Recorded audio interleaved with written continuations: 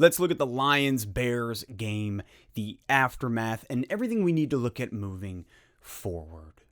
Let's Talk Lions. Welcome back to an all-new episode here at Let's Talk Lions. My name is Jay. Thank you for hanging out.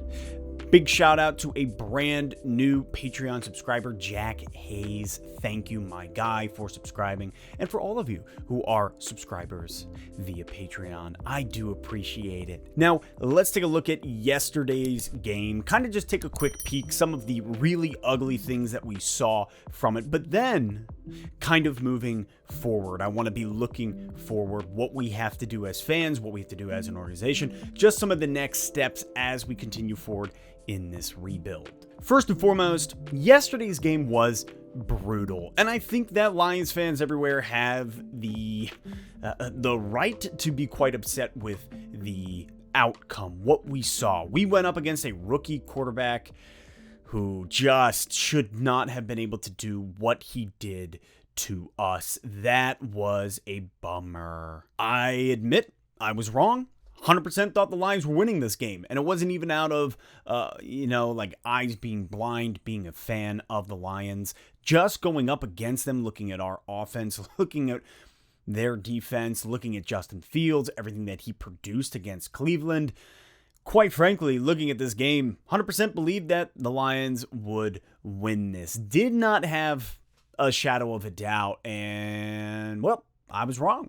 It's that easy. When I take a step back and I look at coming into this season, one major thing that I try to get across, something that I try to instill in myself and in you guys and girls that watch this, is that this year is not about wins. It's not about losses. We know it is a rebuild. We know it's from the ground floor. It is a very young defense and offense that is scattered with a very limited wide receiver core that has experience. Jared Goff, all these guys learning a new offense, new defense under Aaron Glenn. All in all, coming into this season, all I wanted was development upon development upon development. Like 3 pancakes stacked on one another, and in between is layered maple syrup. And then when it all soaks through and you're like, is it on there anymore? Because I don't see it. You just dump more on there. That's how I do it. It's definitely not healthy for you, but wins and losses are arbitrary to me this year. Yes, wins are great for morale. Confidence keeps you moving as a fan base, as players, coaches, knowing that you're actually doing something right. However, looking at this team, looking at who we're going up against, didn't expect to see many, as I said, minimally 5, maximum of 7. And right now, things are not looking good. It's only week 4. But things are not looking good. It looked like we were backsliding yesterday, just like at summer day camp, down a huge hill on a slip and slide in 95-degree weather. At least it was fun when you were at day camp. This is not fun. Some quick terrible news regarding yesterday's game via Ian Rappaport. Romeo Okwara has a season-ending injury. Similar to that of Jeff Okudah, it is the Achilles. There's some torn ligament or tendon with the Achilles. And so Romeo Okwara is done. And we just re-signed him to a huge deal. I think it was 3 years, just shy of $40 million. He was coming off a season, 10 plus sacks, 10 sacks, I think, total. So this one hurts defensively real bad. We are dropping like flies in that category. That is not great for morale. It's not great for the defense as a whole. He is a huge part, huge piece to the puzzle defensively. So this means we are going to see a ton more of Austin Bryant, Charles Harris, and his brother, Julian Okwara, which I guess in that sense it is good that you will see Julian Okwara out there. Maybe we can develop him more, a little bit quicker, a little bit more readily than we were anticipating. However, man, I'll tell you what, this is a great reminder about how easy injuries are sustained in the game. But yeah, tough loss there. Moving on, Jared Goff. Just want to talk about Goff real quick. Some of my thoughts regarding him, regarding that game, regarding him as a Lion, the rest of the season. So, buckle up. When you look at his first half versus his second half numbers yesterday, they were astoundingly different. He had a terrible first half against Chicago. And then in the second half, he came alive, started finding that rhythm. It wasn't enough. It wasn't good enough to get anything done for us. However, he did start to cool the Jets. As a whole, he went 24 for 38. You look at it, 299 yards, 2 TDs, but he was sacked 4 times. Not to mention the red zone mishaps, all within the 20-yard line, 20-yard goal. That's where we saw a lot of the pressure amount and him crumble under said pressure. That's where 2 fumbles took place. That's where we saw him overthrow Amon-Ra St. Brown, other guys as well. Also throwing the ball into crowded, congested areas, multiple defenders, places that the ball just shouldn't go. Then there was the god-awful ricochet false start on him, bounces off his body into the Bears D lineman's hands. Jared Goff looked awful. Pause for dramatic effect.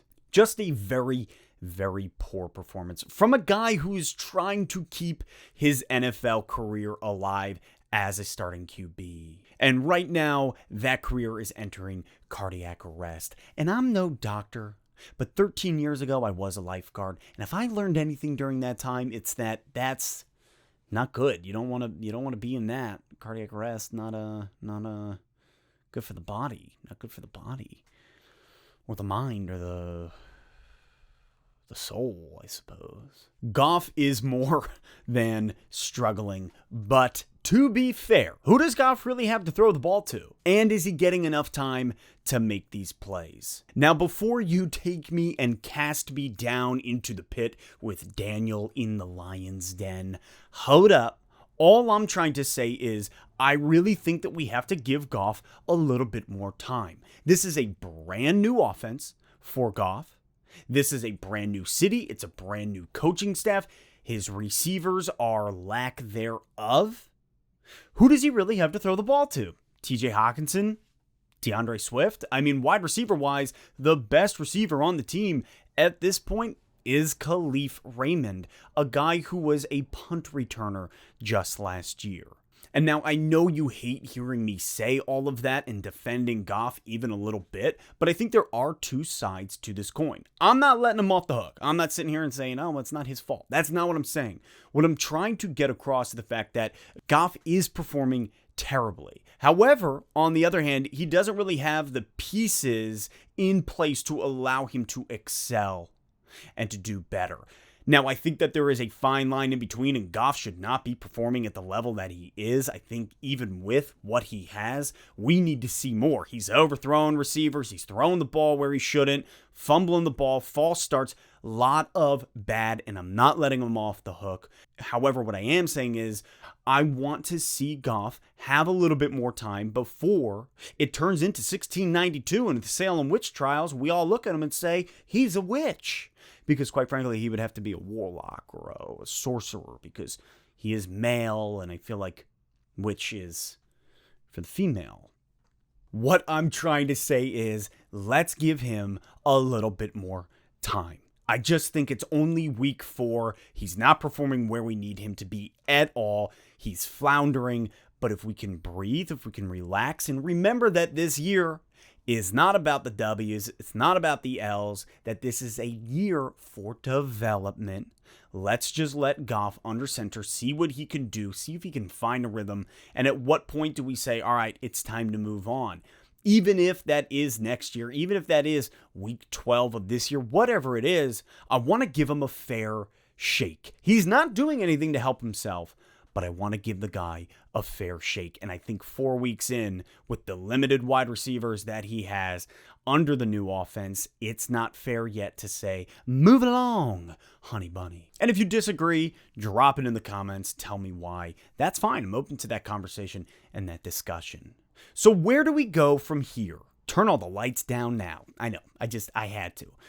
Friends, Lions fans, everywhere. This is what we all should have anticipated, and it was a rough start to the season and a rough year as a whole. This is a new regime under a leader who has never had this opportunity before, with a new quarterback who is struggling, a young defense. All in all, for people anticipating or hoping for playoffs or even a winning record, It was never going to happen. And I get it. We all hold out for hope a little bit in life, just like Gandalf. There never was much hope. Just a fool's hope. So what do we need? We absolutely need to see this defense under Aaron Glenn with Aubrey Pleasant. We need to see this defense develop. I want to see a change in face. I want to see somebody actually step up in leadership on the defense. We have to find some sort of confidence, a little bit of morale on the defensive side of the ball. It just seems like our defense is not equipped yet to even stop the other team from scoring. Will Harris looked terrible. Same with AJ Parker. He wasn't terrible, but man, he missed some tackles, some big tackles. Now, I do like what I'm seeing out of Okwara. He is playing well. I love that, but I need to see more growth as a whole defensively, and we got to be able to shut the opponent down, something that we're just not able to do yet. Now, the same goes offensively. Jared Goff has to remember that he belongs in the NFL. Our O-line has got to step it up. We missed a ton of blocks. Penei Sewell, I'm looking at you. DeAndre Swift missing a block. It was a blitz coming in. Ends up hitting Goff. However, hear me out. I do see glimpses of good in this rebuild for the future. Jamal Williams, I'm looking at you, man. Probably the best pickup this offseason for us. Jamal Williams plays with vigor unlike anything I've ever seen. And it's funny because you see how much of a goof and how much fun he has when he's not playing. But when he's on the field, he enters into a different mindset and he's picking up yardage that was otherwise not there. I love what we're getting out of him. Thank God we signed him for a 2-year deal. This way we have him this year, we have him next year, and hopefully that's something that is prolonged. And I'll say it again, Khalif Raymond. He put up both of our touchdowns, and now here he is this year for us, and he's probably the best wide receiver we're seeing out there. Development is key, and we are seeing it. We are seeing it on the receiving core. You look at Raymond, but then you look at some of our younger guys. Quintus Cephas in his second year. You're watching him begin to really blossom. Amon-Ra St. Brown, he's being used more in each one of these games. He put up some heavy yardage. I'm looking at 70-plus yards. Would have had more if Goff actually hit him yesterday. But all in all, some development on this young wide receiver core, these no-namers that are making a name for themselves. So at this point, all I can tell you, friends, Lions fans everywhere, get those W's and L's out of your head. Take a second, flush it out, and next week up against Minnesota, watch the game for actual player development. Watch Aleem McNeil. Is he shutting people down in the center of the field? Is DeAndre Swift not only killing it in the rush attack, but is he making the necessary blocks that he has to make to provide time to Goff to make the throw for the play to develop? Is Okwara where he should be in the secondary? These are the things that we have to be looking for at this point in the year where they will start to come together. These little things, these player development pieces, if they can start to build off of one another, they will build a successful team in the future. But it's not now. It's not. You all saw that Sunday. That's what's important to me. This upcoming game against Minnesota, forget about the W, forget about the L. Watch it specifically for these players. Are they coming into their own? It's about the future. That's it. That's all I'm trying to say. So as we get prepared for Minnesota, don't lose faith. Don't lose faith in this regime.